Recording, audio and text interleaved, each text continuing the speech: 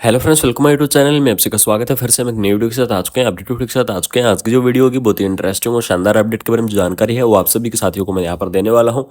आप सभी के लिए फिर से जो परमानेंट आपकी जो नर्सिंग वैकेंसी है उसके बारे में यहाँ पर डिस्कस करेंगे, यानी कि परमानेंट आपकी नर्सिंग ऑफिसर की जो पोस्ट है वो आपको यहाँ पर देखने को मिल जाएगी।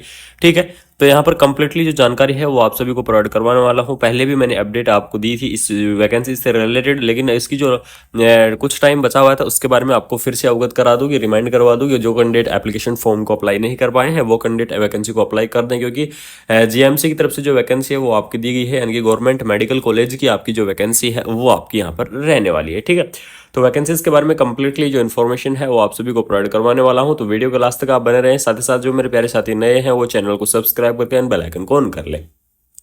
सबसे पहले और इंपॉर्टेंट चीज के बारे में डिस्कस करेंगे, इंपॉर्टेंट डेट। ठीक है, यानी कि कौन कौन सी इंपॉर्टेंट डेट है, एडवर्टाइजमेंट कब रिलीज हुआ, एप्लीकेशन फॉर्म कब से स्टार्ट होंगे और लास्ट डेट क्या रहेगी। ठीक है, तो यहाँ पर देख लीजिएगा, एप्लीकेशन फॉर्म स्टार्टिंग 1 मार्च, यानी कि 1 मार्च से जो एप्लीकेशन फॉर्म है वो स्टार्ट हो चुके हैं और लास्ट डेट रहेगी 1 अप्रैल। ठीक है, यानी कि 1 अप्रैल लास्ट डेट रही है। जिन कैंडिडेटों ने एप्लीकेशन फॉर्म को अप्लाई कर दिया है वो ठीक है, लेकिन जिन कैंडिडेटों ने एप्लीकेशन फॉर्म को अप्लाई नहीं किया है और अगर वो इंटरेस्टिंग है तो वो इस वैकेंसीज को आप अप्लाई कर सकते हैं, क्योंकि अभी अब आपके पास यहाँ पर जो टाइम है वो दिया गया है।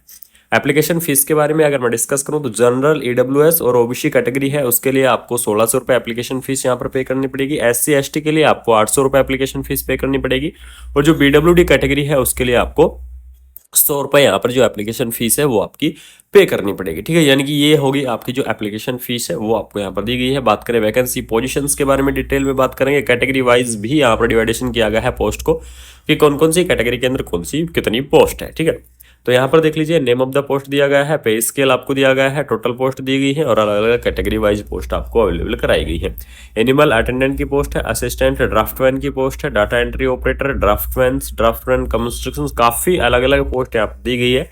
लेकिन हम जो डायरेक्ट बात करेंगे वो हमारी जो नर्सिंग फील्ड से रिलेटेड जो वैकेंसी है उसके बारे में यहाँ पर डिस्कस करेंगे। देख लीजिएगा, लेबोरेटरी अटेंडेंट की भी यहाँ पर जो पोस्ट है वो आपको कर दी गई है। ठीक है, उसके बाद में देख लीजिए, एक्सरे टेक्नीशियन की पोस्ट दी गई है, वर्क एजेंट की आपको पोस्ट दी गई है। अब जो सबसे इंपॉर्टेंट बात आती है वो आती है हमारी नर्सिंग ऑफिसर की। ठीक है, यानी कि नर्सिंग ऑफिसर की जो पोस्ट है वो भी आपको यहाँ पर दी गई है और नर्सिंग ऑफिसर की जो पोस्ट के लिए आपको सैलरी रहने वाली है वो लेवल 4 के हिसाब से, यानी कि लेवल 4 के हिसाब से जो सैलरी है वो आपको यहाँ पर दी जाएगी, यानी कि आपकी सैलरी यहाँ बहुत ही अच्छी खासी रहने वाली है।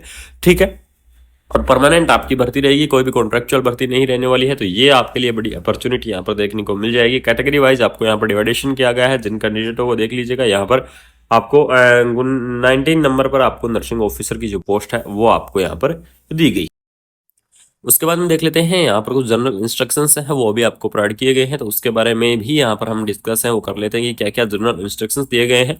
एक जो सबसे बड़ी इंपॉर्टेंट चीज, एप्लीकेशन फॉर्म आपके क्या होंगे, सिर्फ और सिर्फ ऑनलाइन मोड ही आपकी जो एप्लीकेशन फॉर्म है वो आपके भरे जाएंगे। ठीक है, यानी कि बाकी किसी भी अन्य मोड से एप्लीकेशन फॉर्म नहीं भरे जाएंगे, सिर्फ और सिर्फ ऑनलाइन मोड ही आपका जो एप्लीकेशन फॉर्म है वो आपका रहने वाला है। ठीक है, इसके अंदर आपको क्या होगा, जिस टाइम आप इस एक सबसे बड़ी इंपॉर्टेंट चीज जो सिलेक्शन प्रोसेस आपकी क्या रहेगी, तो एक इंटरव्यू के माध्यम से आपकी जो सिलेक्शन प्रोसेस है वो आपको यहाँ पर देखने को मिल जाएगी। एप्लीकेशन फीस वगैरह मैंने आपको कंप्लीटली यहाँ पर डिस्कस कर दिया। बात कर लेते हैं इसके अंदर एसेंशियल क्वालिफिकेशन के बारे में कि एसेंशियल क्वालिफिकेशन क्या रहने वाली है। ठीक है, क्योंकि एसेंशियल क्वालिफिकेशंस के बारे में जानना जरूरी है। तो नर्सिंग ऑफिसर देख लीजिए, एज लिमिट की अगर मैं डिस्कस करूँ तो 35 ईयर्स की जो एज लिमिट है वो आपको यहाँ पर देखने को मिल जाएगी। एसेंशियल क्वालिफिकेशन देख लीजिए, 12th पास होनी चाहिए, वो भी साइंस के साथ। सबसे इंपॉर्टेंट चीज 12th पास साइंस के साथ होनी चाहिए।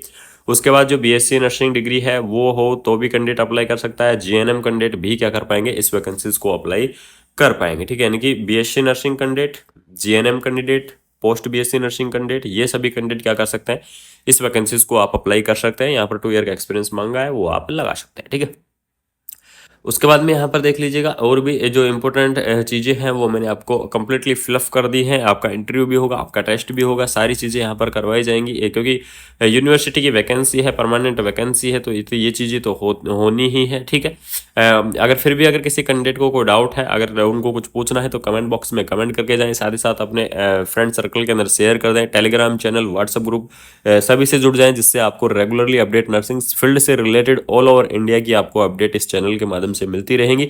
तो थैंक यू सो मच, जय हिंद।